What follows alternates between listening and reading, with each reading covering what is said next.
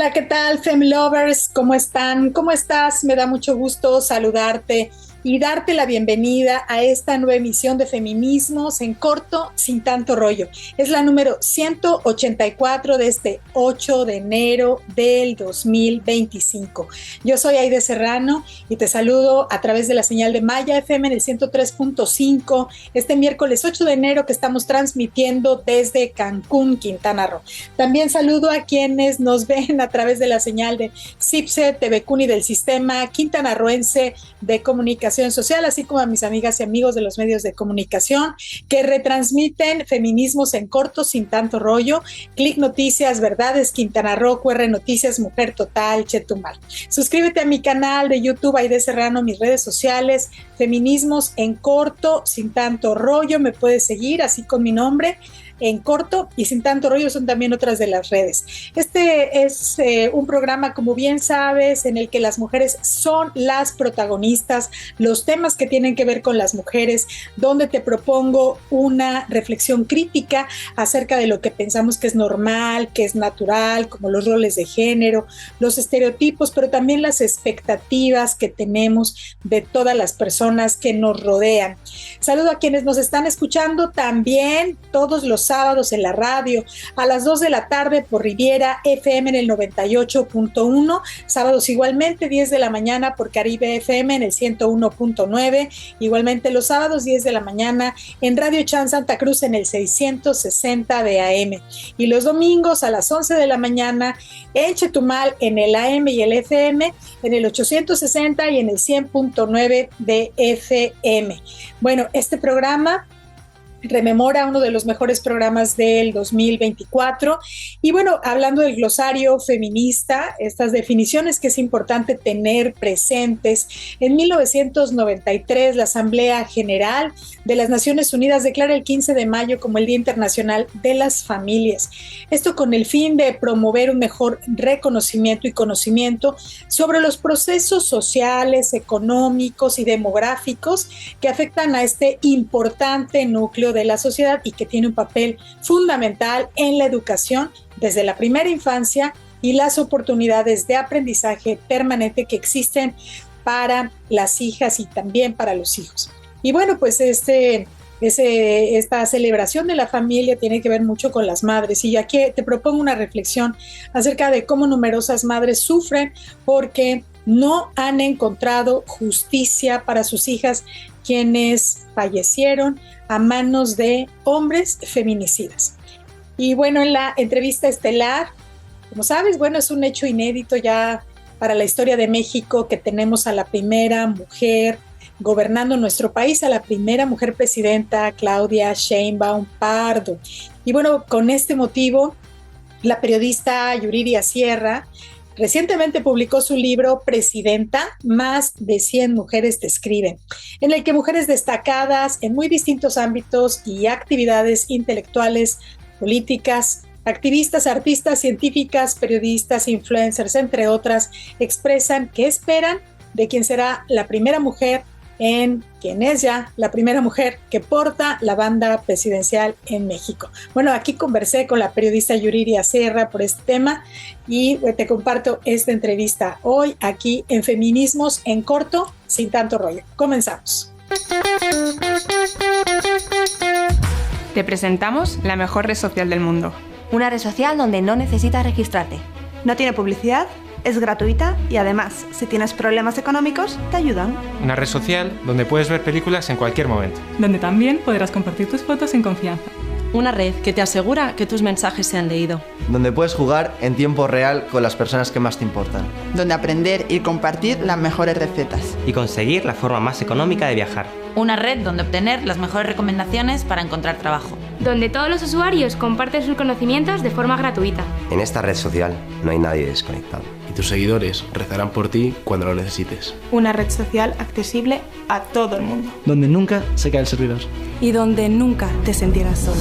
Una red social que utiliza más de 7.000 millones de personas. Una red social con más años que tú y yo juntos. Esta red social es la mejor red social del mundo. Porque es mucho más que una red social. Esta red social es la familia.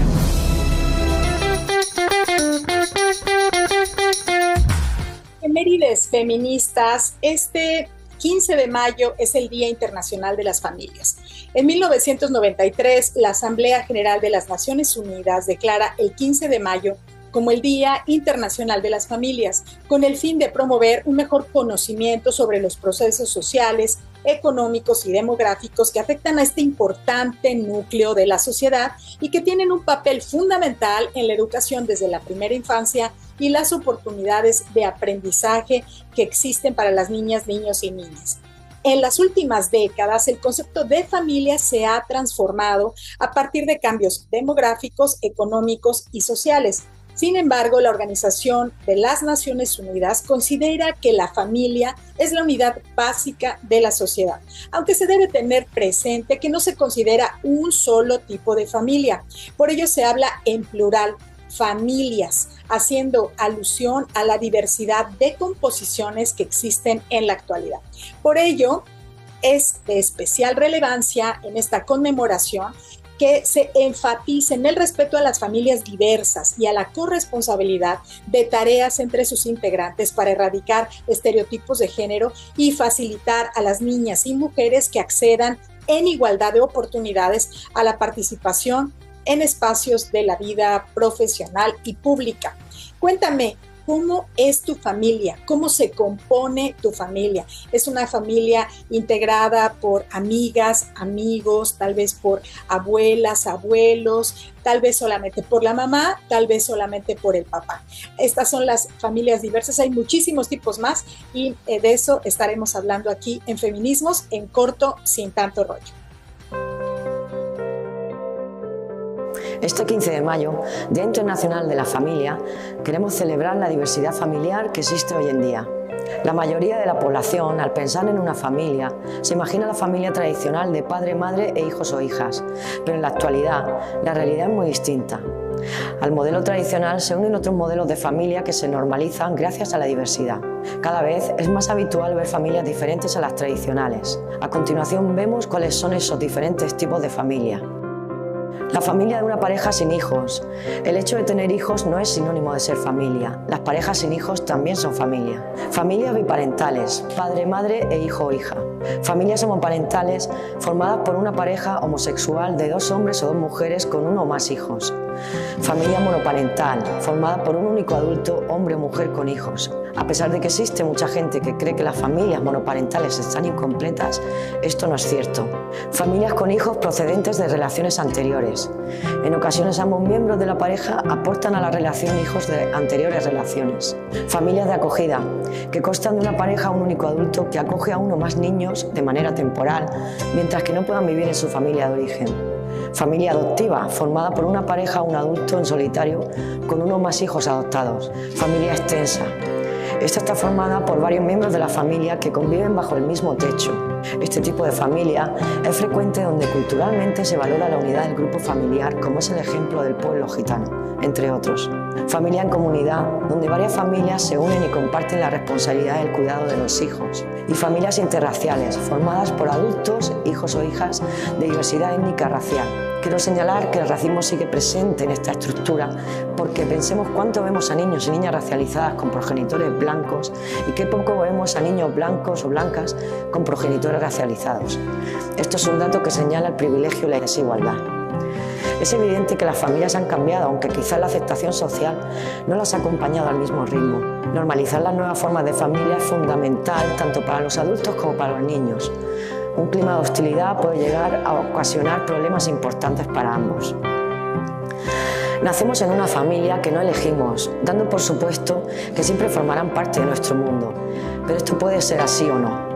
En la familia queremos y necesitamos para nuestro bienestar emocional sentirnos queridos, entendidos, cuidados y aceptados incondicionalmente. Pero la relación con la familia de origen no siempre se cumple así.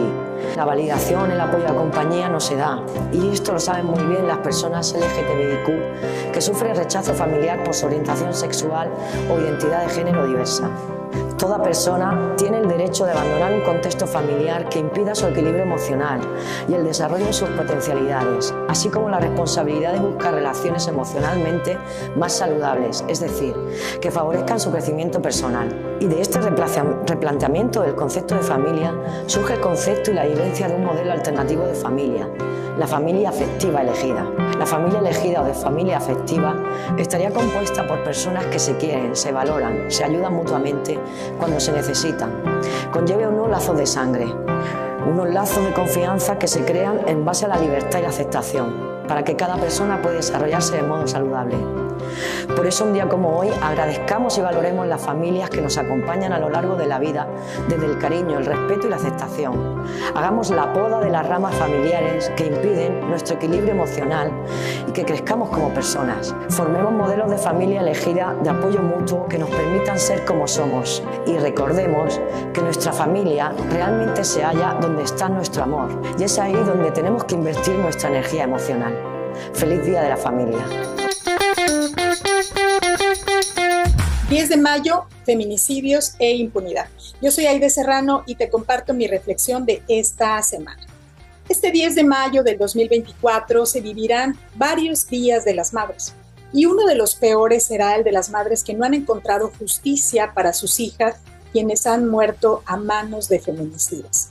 De acuerdo con la organización Mexicanos contra la Corrupción, en una investigación de Valeria Durán, ella encontró que en los últimos 10 años se han registrado 7,246 feminicidios y menos del 25% de estos crímenes han terminado en una sentencia condenatoria.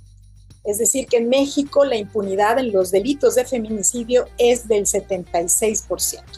Uno de los miles de casos de impunidad es el de Liliana Rivera Garza, una estudiante de arquitectura de la Universidad Nacional Autónoma de México, quien fue encontrada sin vida el 16 de julio de 1990.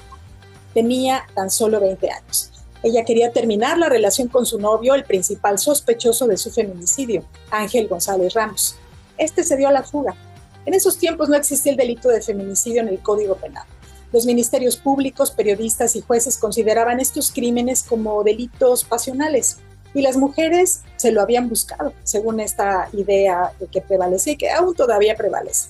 Era seguramente que las habían asesinado por su forma de vestir, por andar tomadas, por andar en malos pasos. Y todo esto, pues, era su culpa. Actualmente, su hermana Cristina Rivera Garza cuenta la historia de Liliana en el libro El invencible verano de Liliana.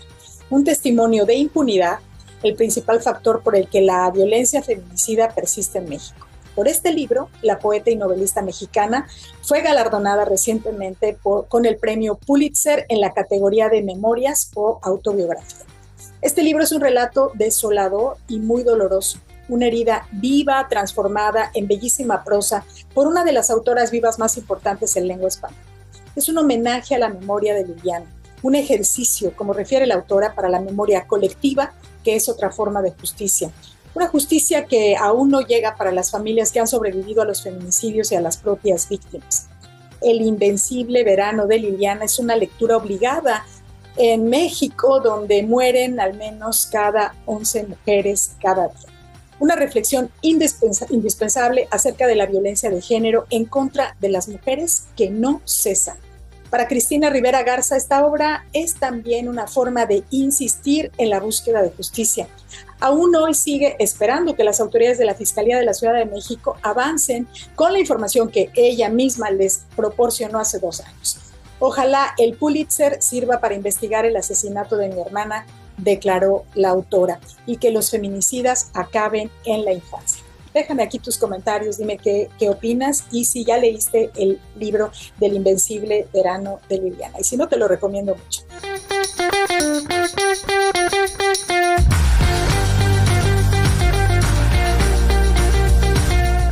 Ya estamos aquí en Feminismos en Corto, sin tanto rollo, con una invitada de lujo, en verdad. Le doy muchísimas gracias a Yuriria Sierra por estar aquí en el programa. ¿Cómo estás, Yuri?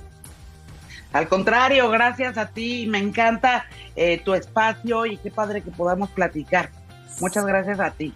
El motivo de la presencia de Yuriria Sierra aquí en el programa es porque acaba de publicar su libro Presidenta, Más de 100 mujeres te escriben.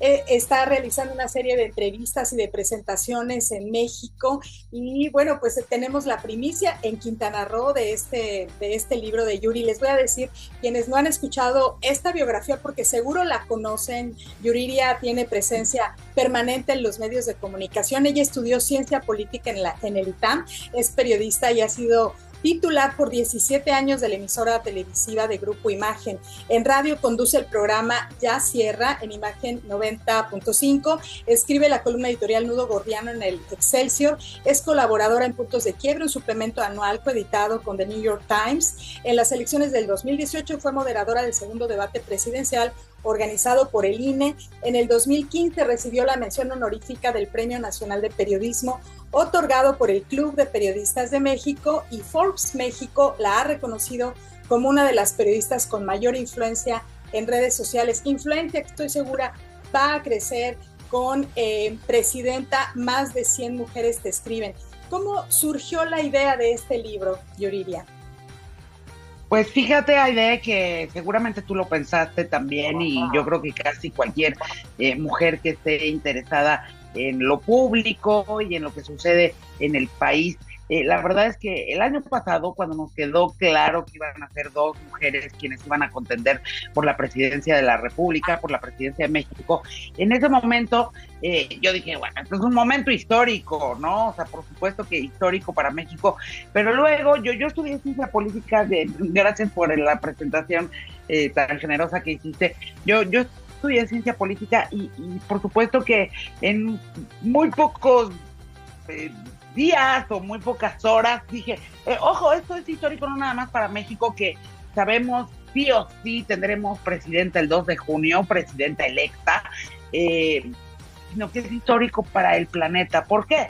Porque ninguna democracia justamente ha tenido 2 mujeres contendiendo por la presidencia de su país. Y eso que hay democracias que son muy antiguas, ¿no? 200, 300 años, algunas incluso han muerto durante un ratito y han revivido después, porque, ojo, o sea, la democracia, como diría Winston Churchill, la democracia puede que tenga muchísimos defectos, pero de todas las formas de gobierno, quizá es la que mejor responde a todas las expectativas de los seres humanos. Entonces se mueren y luego reviven las democracias. Hay que cuidarla, la democracia hay que cuidarla por sobre todas las cosas. Pero bueno, ninguna democracia ha tenido nunca a 2 mujeres contendiendo por la presidencia de su país en primera vuelta. México no tiene segunda vuelta, pero nunca ninguna otra lo ha tenido. Entonces esto es histórico no solo para México, que tendremos una mujer al mando, sino que es histórico para toda la historia de la democracia en 2500 años, desde la antigua Grecia, en donde por supuesto las mujeres ni pintaban en términos de participación pública, hasta el día de hoy. Nunca habíamos vivido un escenario como el que hoy en México estamos viviendo. Entonces dije, quiero saber qué piensan las mujeres respecto a este momento que vamos a vivir. Y fue cuando empecé a preguntarles, y después con Editorial Océano, que se entusiasmó muchísimo con el proyecto, porque, ojo, es un proyecto no nada más para el presente, sino también para el futuro, que en 50, 100 años, cuando las historiadoras, los historiadores se pregunten cómo vivieron las mujeres mexicanas en su tiempo, sus contemporáneas, este momento tan especial que estamos atravesando en nuestro país, pues puedan consultar Presidenta 2 Puntos. Más de 100 mujeres te escriben. Es un documento de acompañamiento histórico, sobre todo, y también de acompañamiento en el presente, sin duda alguna, para esa mujer que será la primera en ocupar este cargo. Porque esperemos que sea la primera y después de ella, muchas más. Sí, a mí me parece que justo eso, es una fotografía de este momento histórico. Tu libro se convierte en este documento que va a dar cuenta de esta coyuntura, de este cambio de paradigma que vamos a tener en México. Y te quiero preguntar algo que no quiero que resulte obvio, porque pienso que hay alguna parte de la sociedad que todavía no lo tiene claro. ¿Por qué crees que es importante para México tener por primera vez a una mujer ocupando la silla presidencial? Bueno, pues es que esa respuesta se da en al menos dos carriles, ¿no? El primero, y el que en efecto podría parecer obvio que no lo es tanto, pero en realidad el tema de la construcción del imaginario colectivo, no nada más de las mujeres, ojo, no es nada más de las mujeres mexicanas, sino de las mujeres y los hombres, va a ser un cambio que no va a ser de la noche a la mañana, evidentemente. El 3 de junio vamos a amanecer exactamente con el mismo país y exactamente con los mismos condicionamientos culturales, léase machismo.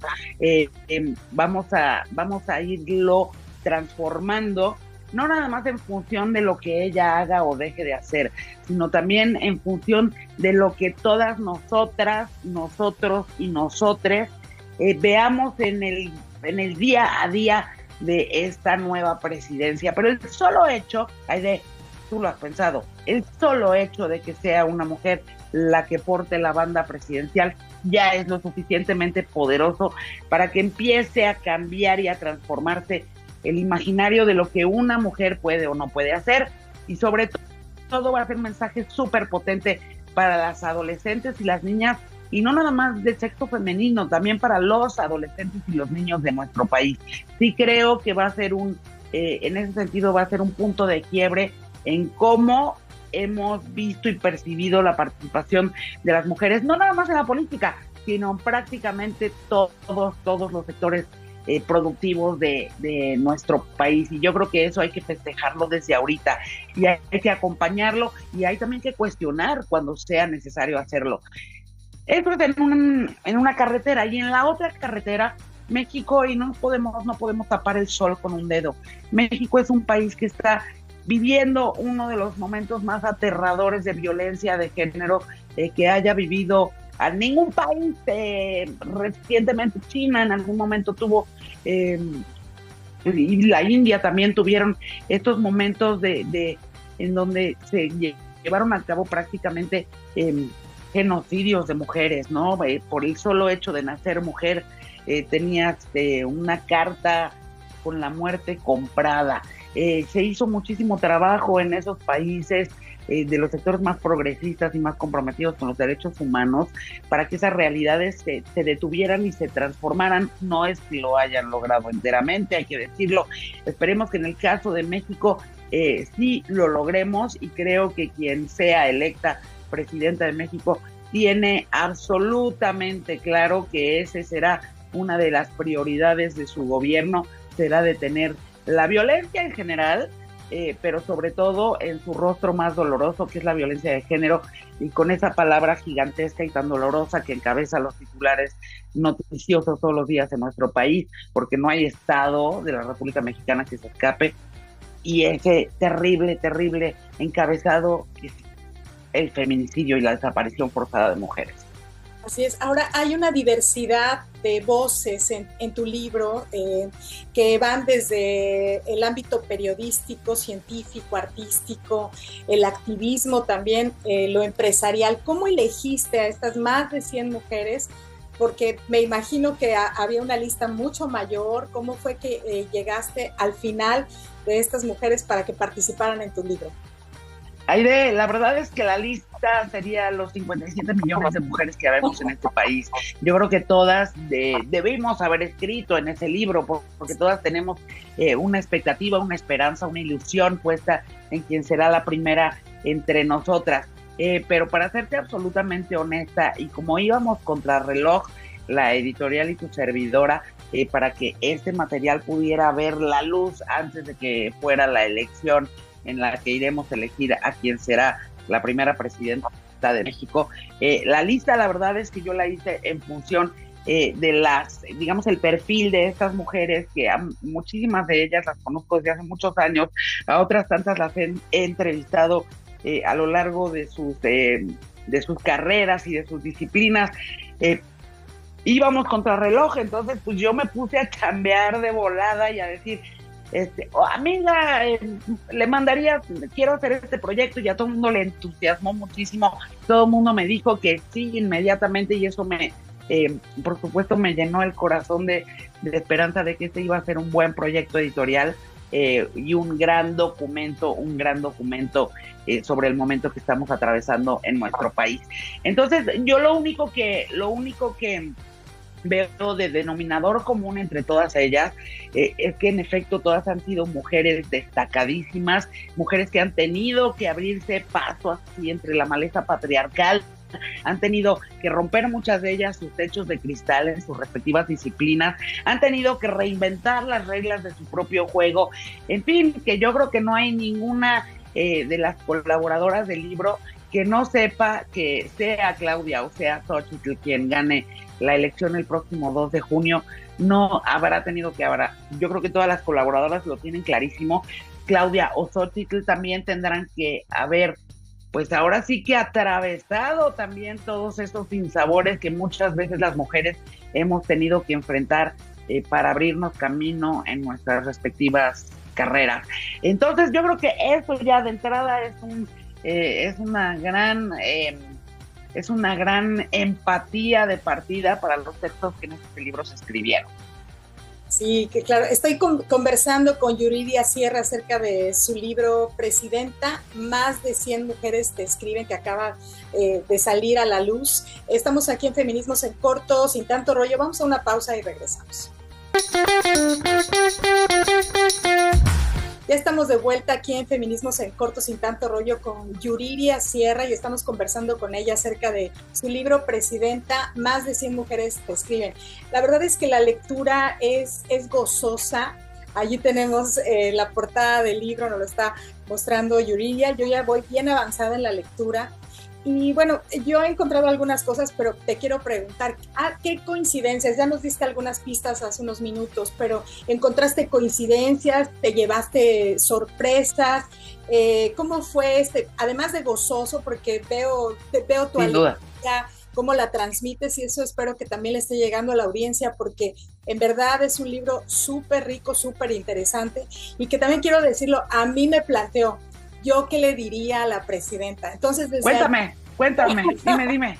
A mí me gustaría que gobernara con perspectiva de género, sí, que fuera más allá del discurso, de este discurso casi disque obligado, ¿verdad? Ya en los discursos de los y les políticos y políticas y polítiques, y que en verdad lo primero es que disminuyera pues a cero, por supuesto, la violencia en contra de las mujeres. Es que no podemos seguir así. O sea, eso sería como en primer lugar. Después, a mí me encantaría que fuera una realidad el Sistema Nacional de Cuidados, porque si las mujeres seguimos maternando solas, siendo madres solteras, tú acabas de hablar de eso en una de tus columnas, sin el apoyo de la sociedad que mira hacia otro lado. O sea, si las mujeres seguimos haciéndonos cargo de todo eso que también le corresponde al Estado, le corresponde a los varones, ¿no? También creo que debe haber políticas públicas enfocadas a eliminar tanto machismo en los varones. O sea, yo sí creo que ellos necesitan transitar, hacer todo este trabajo de deconstrucción, y no lo están haciendo, y no hay políticas públicas y no hay recursos que estén destinados, ¿sabes? Están las políticas públicas atendiendo apagando fuegos, ¿no? No están en la prevención. Y los hombres pues dicen, ay, no, esto es como un asunto de mujeres, es un asunto de viejas, y a mí que no es cierto, ¿no? Entonces yo creo que... Es que el día que ellos entiendan que el patriarcado y sus reglas no nada más nos dan en la torre a nosotras y al medio ambiente y a los animales y a las niñas y a los niños, el día que entiendan que el patriarcado también y sus reglas también le da en la torre a ellos, ese día van a decir, caramba, ¿cómo no se nos había ocurrido que es buena idea tener una sociedad al 100%? Porque no es una lucha entre hombres y mujeres, no es la guerra de los sexos. Pues, tener una sociedad que sea completa, no podemos, nadie puede vivir en una sociedad en donde solamente el 49% o solamente el 51% está en capacidad de incidir y tomar decisiones. A ellos también les hace muchísimo daño el sistema patriarcal y las reglas del juego que se imponen también encima de los hombres y su género. En realidad, creo que el día que todos y todas entendamos esto, vamos a estar en un muchísimo mejor lugar y por lo tanto vamos a tener un muchísimo mejor país. Claro, pero eso no va a suceder como por obra y gracia de las diosas, no va, tiene que haber una política pública, y por esa supuesto. política pública debe de estar en la prevención. Entonces, no están los hombres en las políticas públicas de prevención. Yo no veo a quienes están gobernando y quienes están definiendo los presupuestos atendiendo eso. Entonces, mientras no atiendas el origen, ¿no?, de pues prácticamente la mitad de la población, que son los principales violentadores de mujeres, pues yo no veo que haya avances reales. Ya te escribí mi carta, querida, yo diría. Pues está increíble tu carta, que también coincidiría con el deseo y la expectativa de muchísimas de las mujeres que escriben en Presidenta, 2 puntos, más de 100 mujeres te escriben, porque además también, todos ya decías, periodistas, científicas, artistas, académicas, hay muchísimas voces recopiladas en Presidenta, pero también hay políticas de un lado y otro de la cancha. Hay políticas cercanas a Claudia y hay políticas cercanas a Xochitl. Y yo creo que todas, sin excepción, tienen claridad justamente de estos mismos puntos de los que estamos hablando. Y sabes que en el libro hay una ilusión y una esperanza compartida por todas. ¿Cómo no? Pues si somos mujeres y muchas de ellas han estado y dedicado toda su vida, pongo el ejemplo de Marta Lamas, por ejemplo, toda su vida a construir, ¿no? Y a tener incidencia en que tengamos muchísima más claridad de la importancia de la participación femenina. Y yo creo que hoy en día la mayoría de nosotras tenemos claridad de lo importante que es, no nada más por nosotras como individuos, ¿no?, sino en la importancia que ello tiene para las más jóvenes, para las niñas y para todas las mujeres que le dan cuerpo y le dan pegamento además a nuestra sociedad. Sin duda. Me gustaría que les dijeras a las personas que nos están viendo, nos están escuchando, ¿por qué leer tu libro? ¿Por qué leer Presidenta, 2 puntos, más de 100 mujeres te escriben? De entrada, para que estemos muy conscientes de que sí es un momento histórico el que vamos a vivir y el que vamos a atravesar. Enseguida, para que todos nos involucremos en este cambio, porque los cambios no dependen, y en México estamos acostumbrados a que una persona, siempre hay el gran Tlatoani, el gran salvador de los mexicanos. No hay manera de que los cambios ocurran si no estamos todas y todos involucrados en los procesos que acompañan justamente a las transformaciones. Y yo sí quiero particularmente, fíjate, el otro día me platicaba una chava de Monclova, que le mando un beso gigante. Me dice, cuando yo compré el libro, mi esposo me dijo, ay, ¿de qué va? Cuéntame, ¿no? Y se hicieron un ejercicio increíble y empezaron a leer cada noche un texto, ella y su esposo juntos, y empezaron a leer un texto tras otro entre los dos, y empezaron, después de que leían el texto, ya lo cerraban y platicaban sobre el texto que acababan de leer.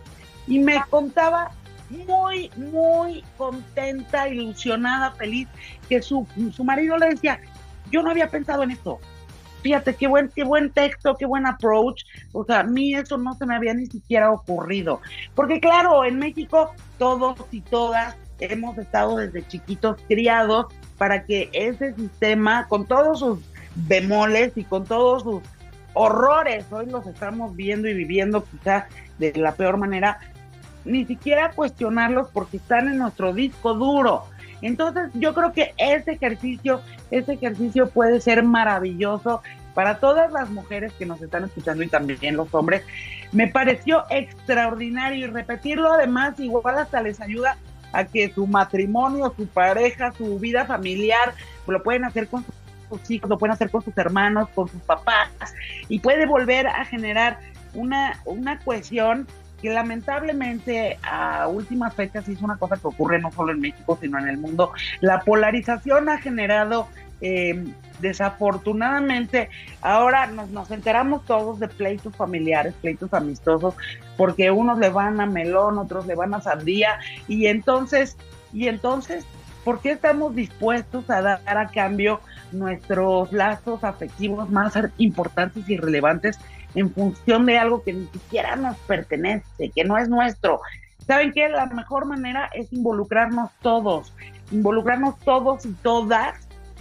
Y lo que sí tenemos clarísimo es que el 2 de junio vamos a tener una presidenta.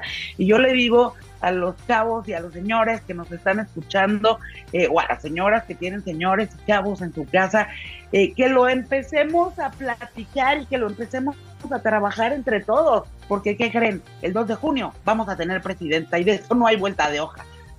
Sí, que timing tiene la publicación de tu libro, porque es posible que se genere una conversación, pero también una reflexión para votar el 2 de junio.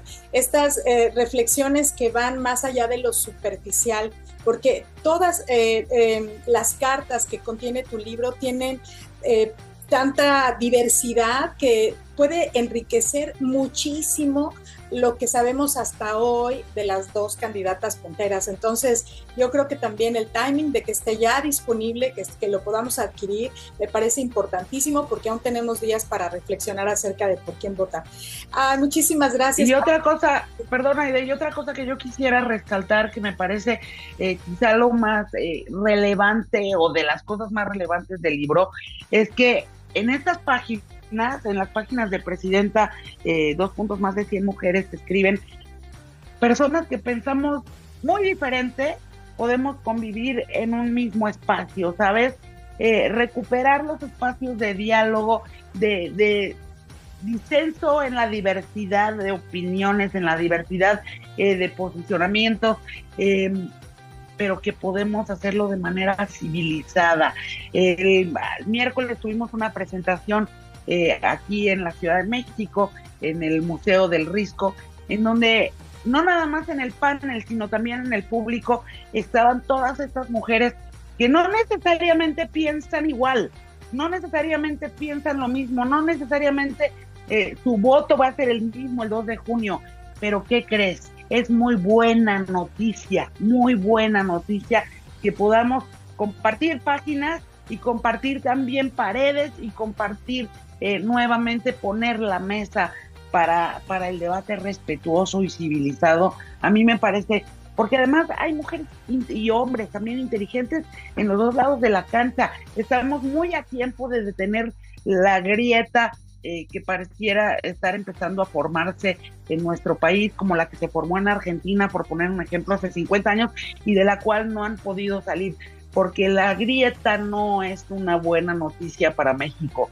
Entonces vamos a recuperar los espacios de diálogo y de debate y de construcción de consenso, porque creo que eso también es una buena noticia para nuestro país. Ojalá quien sea electa presidenta de México y los equipos que la acompañen estén conscientes de que la división y la polarización no le sirven absolutamente a nadie.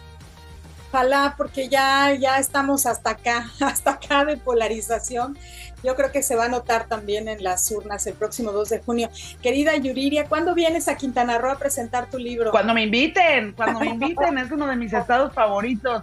De hecho, voy a ir muy pronto, porque una de las colaboradoras, que todo el mundo la ubica maravillosamente, que una de las colaboradoras que también está en el libro, Alondra de la Parra, hace uno de sus festivales, porque ya se está convirtiendo en festival icónico, justamente allá en Quintana Roo, el festival GNP, Pax GNP, en donde, bueno, pues estarán todos estos genios y genias, ¿no?, de las artes escénicas.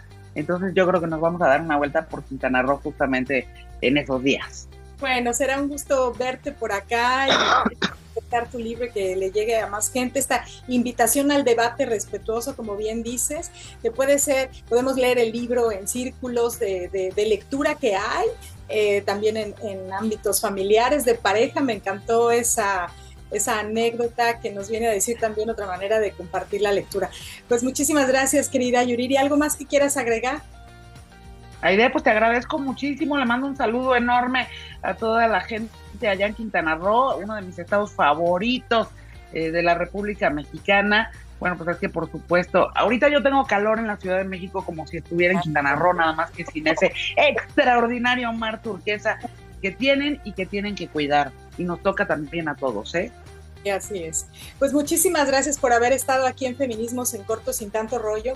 Mira la importancia de tener mujeres líderes al frente. Tú me inspiras a mí, por supuesto, una mujer de tu talla, de tu ejemplo. Eres ese ejemplo que ha sido para muchas generaciones, pero también pongo el símil con la presidenta que vamos a tener el 2 de junio. Lo importante que es tener mujeres al frente, mujeres liderando, y hablando de la presidenta, pues mujeres gobernando. Muchas gracias, querida Yuri. Aide, al contrario, a ti te mando un abrazo enorme. Muchas gracias. Muchas gracias, un abrazo y hasta la próxima. Así llegamos al final de esta emisión de Feminismos en Corto Sin Tanto Rollo. Muchas gracias por haberme acompañado hasta aquí y gracias a quienes hacen posible este programa. A Diego Ramírez en la edición de video, a Nesli Silva, directora de Click Noticias, José Ramírez, director de Maya Politics Sureste, Silvia Peraza, directora de QR Noticias, Rocío Santos, directora de Mujer Total, Ramón Aguilar, director de Pulso Sur, Jesús Cruz Martínez, director de Verdades Quintana Roo, a Erika Fernández, directora general de Grupo Origen, a Jorge Sacramento, gerente general de CIPSE TVCUN, a Alma García, directora general del Sistema Quintanarroense de Comunicación Social. Y de original, dirección y producción, tu servidora, Aide Serrano. Y recuerda, el feminismo no mata a nadie. En cambio, el machismo mata al menos a 11 mujeres cada día tan solo en México. Muchas gracias y hasta la próxima.